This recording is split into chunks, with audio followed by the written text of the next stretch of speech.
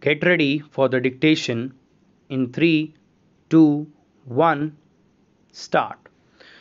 On an examination of the pleadings of the two writ petitions, we find that the issues for consideration were all different in the petitions. In the first petition, relief was sought under the Contract Labour Act 1970 for abolition of contract labour system in the operation of canteen in the marketing establishment of IOC and for absorbing the canteen workers as employees of IOC. In the second petition, relief was sought under the Industrial Disputes Act 1947 for making a reference under Section 10(1) to the Industrial Tribunal to decide whether the contract between IOC and the canteen contractor was sham, nominal, and a mere camouflage to avoid extension of labor law benefits to the workers in question, and whether the canteen workers were the direct employees of IOC. The assumption that the appellant had taken inconsistent stands in the two writ petitions is not correct. Even in the first writ petition, the appellant had contended that though the contractors changed from time to time, the workers in the canteen remained the same with continuity of service, that IOC had malafide and illegally kept the workers as contract labor in order to keep them in a permanent state of insecurity and to deny them the wages and privileges available to permanent workers, that IOC was actually controlling and supervising the canteen, and that only as a camouflage the contractor was shown as running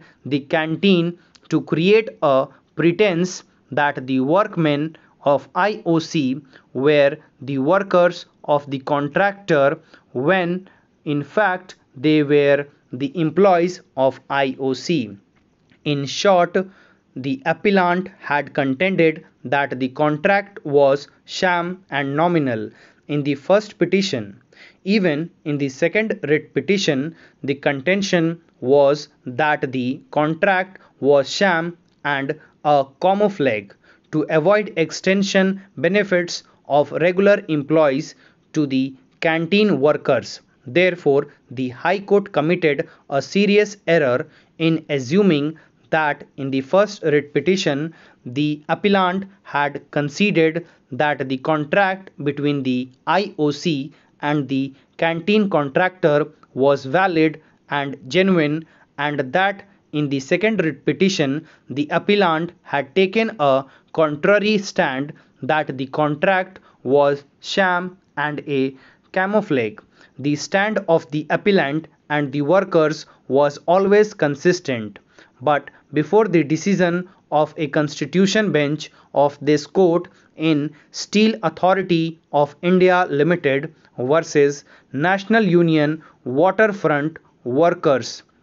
2001 7 SCC 1, it was thought that the appropriate relief available was to seek an investigation and abolition of contract labor and consequently seek absorption. Therefore, the prayer was made in the first petition. This court held that even if there was an order under Section 10 of the Act prohibiting contract labor in any process or operation, there would be no automatic absorption of the contract labor by the principal employer. It was also held that it is always open to the contract labor to urge that the contract was sham and nominal by raising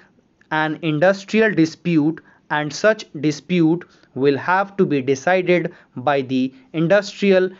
adjudicator and not by the High Court.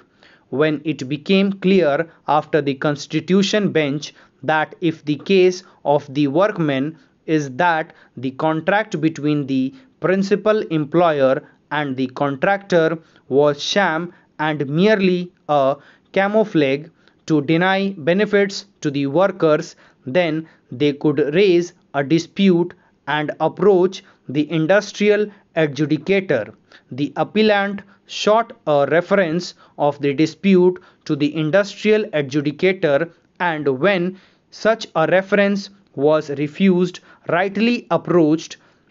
the High Court by way of second writ petition. This means that the appellant had prayed for a particular relief in the first writ petition. Stop. Thank you.